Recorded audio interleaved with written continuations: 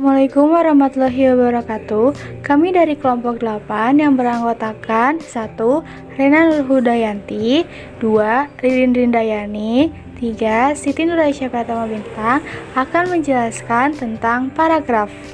Paragraf disebut juga alinea, berasal dari kata Yunani yaitu para yang berarti sebelum dan grafein menulis atau menggores.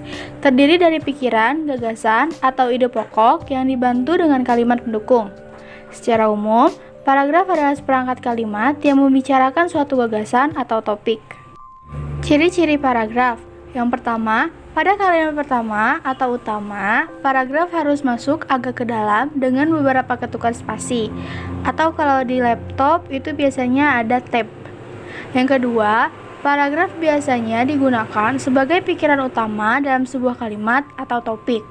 Yang ketiga, kalimat topik dan kalimat pengembang dalam paragraf memiliki fungsi dalam penulisan, di mana fungsi tersebut dapat menjelaskan atau menerangkan pikiran utama dari penulis dalam menuliskan sebuah karya atau karangan dalam sebuah kalimat topik.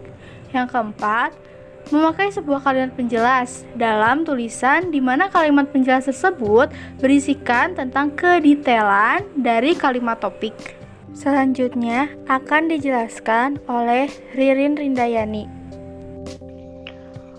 Fungsi paragraf yaitu 1. Paragraf dalam sebuah kalimat dapat menjadi pengantar sebuah ide-ide, isi kalimat, dan kalimat penutup pada tulisan yang dibuat oleh penulis.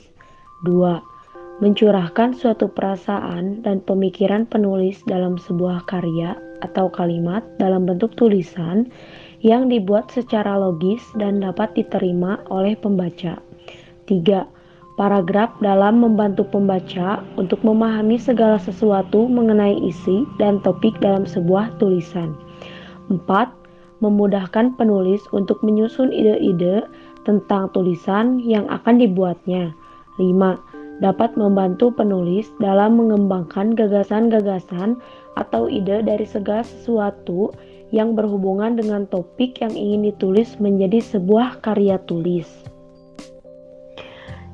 Jenis paragraf berdasarkan fungsi. 1. Paragraf pembuka. Dalam sebuah karangan atau kecuali karangan ilmiah, paragraf pembuka umumnya ditulis untuk memancing rasa keingintahuan pembaca terhadap isi artikel secara keseluruhan. 2. Paragraf isi. Paragraf ini berisi bagian-bagian pokok dalam suatu karangan. 3. Paragraf penutup. Paragraf ini biasanya berisi kesimpulan, saran, harapan, ringkasan, dan penekanan kembali hal-hal penting yang terdapat dalam setiap karangan. 3. Paragraf penghubung. Paragraf ini fungsinya adalah untuk menghubungkan antara paragraf satu ke paragraf lainnya atau karangan satu ke karangan lainnya. Jenis paragraf berdasarkan isinya. 1. Eksposisi. Paragraf yang isinya bertujuan untuk memberikan penjelasan atau pengertian secara singkat dan padat. Contoh, kegiatan dalam merayakan ulang tahun TNI ke-72 tanggal 2 Oktober 2017 di Lapang Blang, Padang, Banda Aceh. Semua warga Banda Aceh turut hadir menyaksikan serangkaian acara ulang tahun TNI ke-72 dengan berbagai ragam acara seperti drum band, tari saman, dan acara lainnya. 2. Deskripsi. Suatu kalimat yang memaparkan isi gambaran pada suatu keadaan atau sebuah peristiwa yang bentuk tulisan sehingga pembaca seolah-olah dapat melihat, mendengar, dan merasakan serta mengalami peristiwa tersebut. Contoh, saat brownies coklat buatan ibuku dihidangkan untukku, wangi brownies coklatnya langsung tercium enak oleh hidungku. Saat aku mencoba memakannya, bentuk dan rasa manisnya langsung membuat lidahku bergoyang. Sungguh, ibuku sangat pandai sekali membuat brownies coklat ini. Persuasi. Persuasi adalah paragraf yang dimana isinya dapat mempengaruhi atau membujuk pembaca untuk tertarik dengan gagasan atau ajakan yang dibuat. Contoh, membaca memang merupakan faktor penting dalam menguasai berbagai ilmu pengetahuan. Sebab seseorang tidak memiliki niat untuk membaca, pasti tidak banyak memiliki tingkat pengetahuan. Karena ilmu pengetahuan biasanya bersumber dari buku. Argumentasi.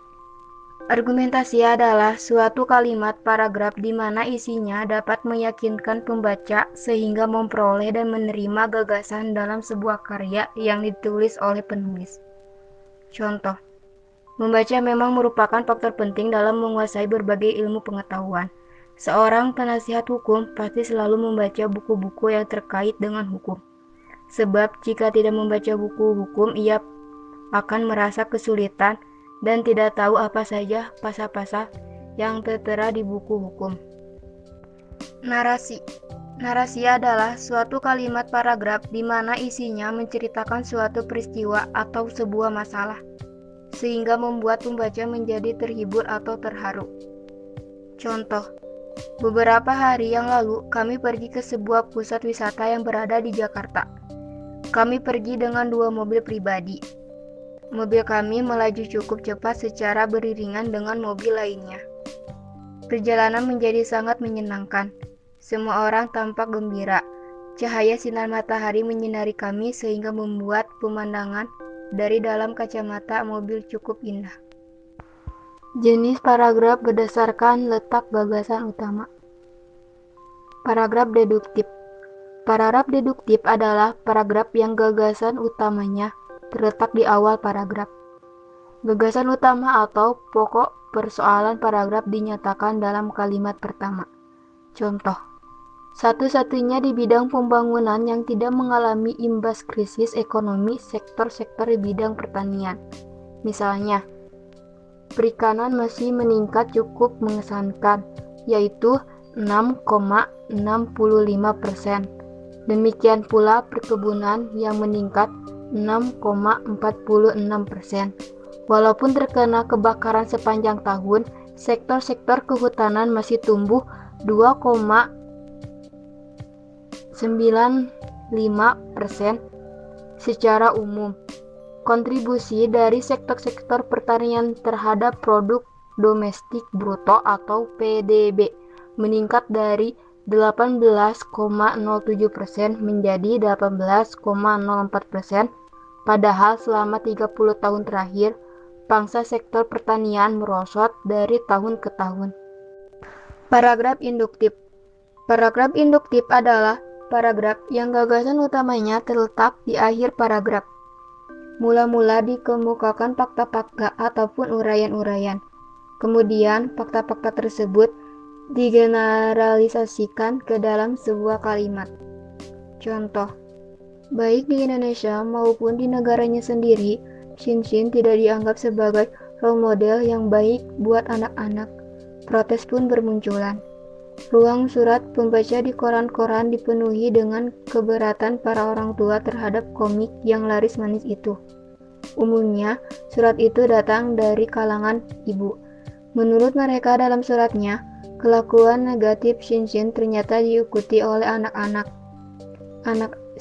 Shinshin di mata para orang tua Indonesia adalah setan kecil penebar virus. Paragraf campuran atau deduktif-induktif. Paragraf campuran adalah paragraf yang gagasan utamanya terletak pada kalimat pertama dan kalimat terakhir. Sekian dari kelompok kami. Terima kasih atas perhatiannya. Wassalamualaikum warahmatullahi wabarakatuh.